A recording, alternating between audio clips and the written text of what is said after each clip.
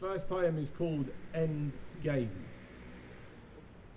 At the close of capitalism, catch the professor and I waving our big flags at the parade.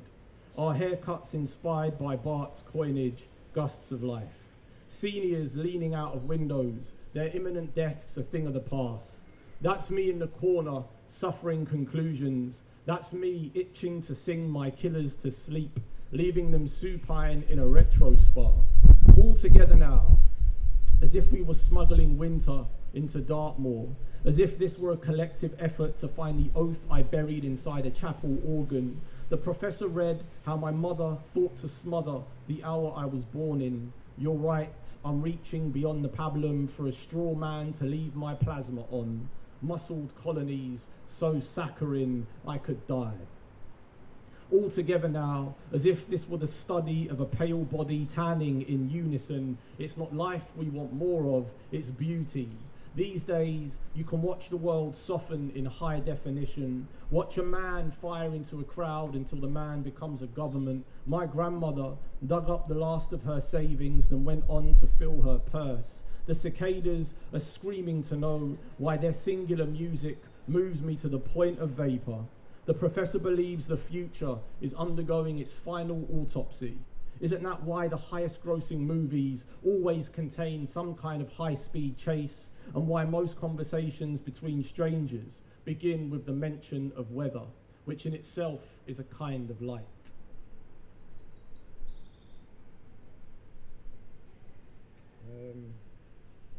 I'll do one that I've never read before. Circuitry. By the end of April, I was trying my best not to spill any more electricity over my cortex, pacing the old Roman road, stockpiling litter, trapped inside synapses, begging my brutality to go easy on me. The circle I want to be loved by looks like it's hemorrhaging cortisol, wetlands of blood sugar. Inside fire, what you get is fire. My left amygdala is too small. My mother's survival was too small. If experiences shape the brain circuitry, then I learn to fear the father before the arachnid. My deficit has been shipped to the Carigna Mountains, a tribe of laundered goats to pay off God. I'll fantasize about setting colonial summer houses alight with dendrites. I want so much of the past gone, I'm terrified of moving. All around the therapist's chair, I'm setting down my finery. His pencil outlining 3 letters I'm now obsessed by. In the next life, I'll be better equipped to behead axons with my Mont Blanc pen. Write my son's name on thalamus glands. It's always urchins in the belly for dinner. A mouth like a seahorse before dawn. I like it where I live. I'm just not big on the way I do it. Thumbing quicker through my notebooks. Has the best already happened? Next door, they're planning to build a conservatory from old money. Life needs to colonize land. My earliest memory, throwing clumps of grey matter into the Mediterranean's basin, then waiting for something substantive to return. At the Vietnamese restaurant, my friends appear so perfect in their simplicity, laughing at futures full of morning glory, dopamine immigrating from their polar necks, an archipelago of adrenaline withstanding the crush, calling us in, spark by gentle spark.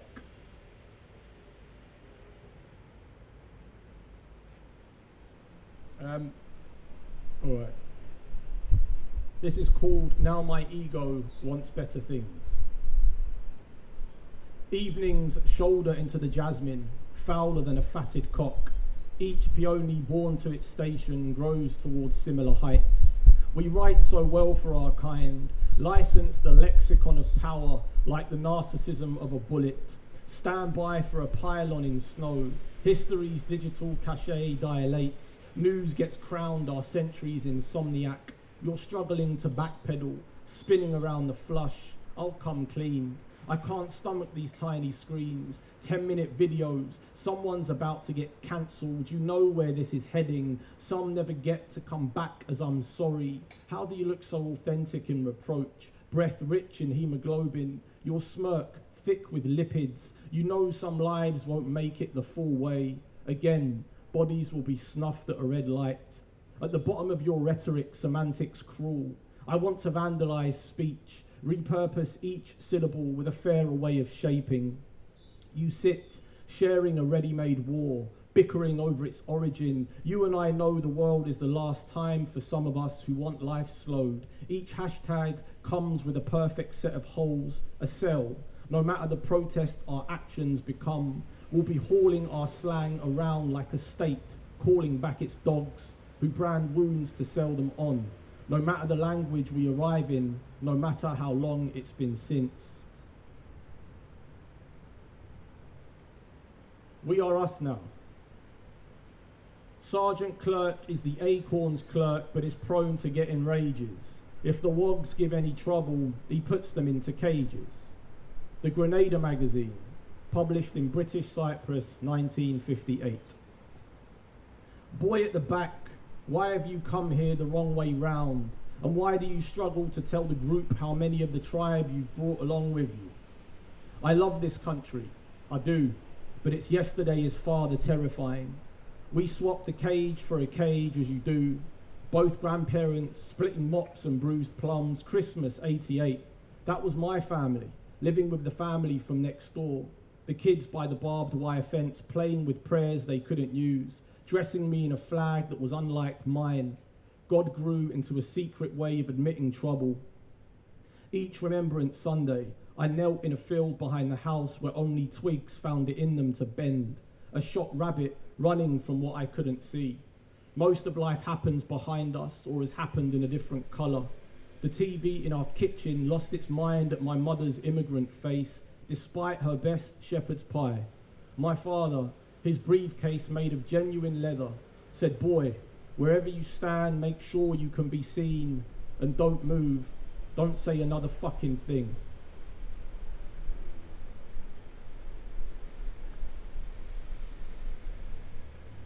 Futurist primer. Last night they broke into the confidence shop, leaving nothing but mirrors. The whole time I was awake trying to fix my router. Today I'm sipping Americanos with 6 new interns, pontificating on the stoicism of lifeguards who grew up in rural England with all the prospects of a stationery outlet. In a few hours, a man will walk down a street in Birmingham to drive a knife into a person he's never heard laugh. Violence only teaches us how to keep returning to it. In real life, we share a third of our DNA with mushrooms. Some facts need to be written down before they're believed. My landlord spends his holidays on a Cumbrian field with his wife, who coincidentally happens to be my brother's landlord. There, they hold each other inside a small blue tent after weeks of heavy rain. I imagine them laying over some part of 100 million insects, which constitute the majority of the world's biomass. How their gorgeous, slow lovemaking might sound to a swarm of abstaining termites, a single ant roving the near underworld with nothing but a crumb of honest soil. I think about the cost of living and how for now we're alive enough to fuck on top of the earth, our bodies fecund with unripe disease. In 40 years, my son will be updating his CV for a job that doesn't exist yet. I'll be sat like a bookmark at the kitchen table, stirring tea in an easy way, thinking about my mother and father and the days water was water. A soft-voiced lady with perfect posture will project onto the wall of my living room via a device fixed to the roof, hoping to sell me a brighter version of myself, saying something like, "We'll keep the future in your size." I'll decline, returning to the sofa where I remember the greengrocer, the joys of his old Instagram account, full of organic kale and deals on kombucha. Then before I do anything else, I'll think, the penis really does not age well.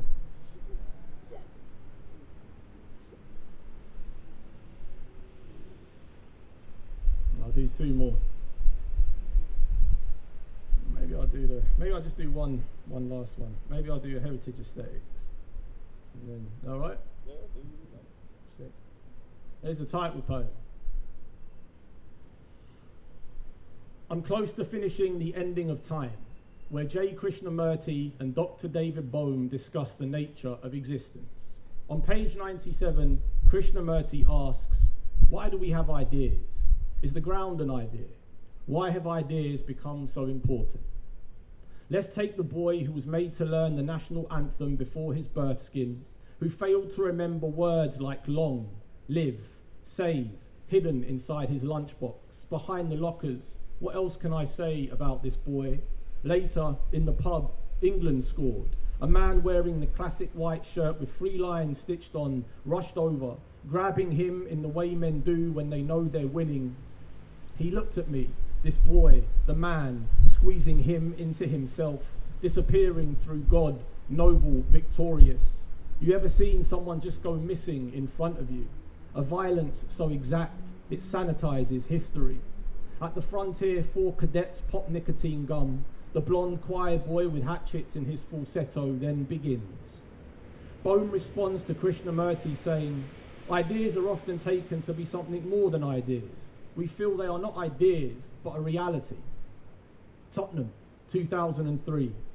Sirens rolled us around our car, imposing the sense of sinking. Out stepped 3 officers, loaded with badge and belly, holsters, real mean looking, 3 sets of cuffs poking out, ready-made moons, or better still, truncheons, pepper spray, bad taps on biceps. Nobody said a word to us boys. Nobody said what our boy did or might have done. They just yanked him out like a dummy from a charity box, a party cracker for a housewarming friends forgot about. They beat him wide open like a dog's jaw until he was like the animals you see on the side of a road waiting to get finished by some wayward driver. You ever seen the expression on a man's face when he fights the way he fucks our boy, hurrying back into where, why? We screamed inside us, seeing pristine boots go to work, all elegant, kneeing up his eggshell ribs, no longer his, but theirs, to Buckaroo, Sabutio, Texas, Hold'em, poker, to fold, then dash into a van, tank, truck, river, in a suffocating courtroom, effigies, targets, aboriginal folk, ethnics, where nobody can dry their ancestry off or celebrate how their people rebelled. Next day, they released him, and where the fuck were you, man? I've underlined a section of Bone's dialogue where he states, I think in the mind there is demand for certainty. We want to be sure, so there's no inquiry. You're expecting to see the boy here, or maybe you've built an impression of him. Hair type, complexion, race, ethnicity, religion, education, question. I don't remember. Question. Just over 2 years. Question. I'm positive. Question. I couldn't tell you. Which you call on when certain literatures require you to explicate your life experience, or perhaps you're working around a system of logic which looks to undermine patriotism and state violence, which, as you're aware, are analogous. I don't know what to tell you, aside from the fact the boy lived, the other one didn't. Towards the end of the discussion, Krishnamurti posits, I want to clear up all the illusions about nationalism. I've got rid of my illusions about belief, about this and about that. At the end of it, I realise my mind is illusion. You see, to me, who has lived for 1,000 years, to find all this is absolutely worthless becomes something enormous.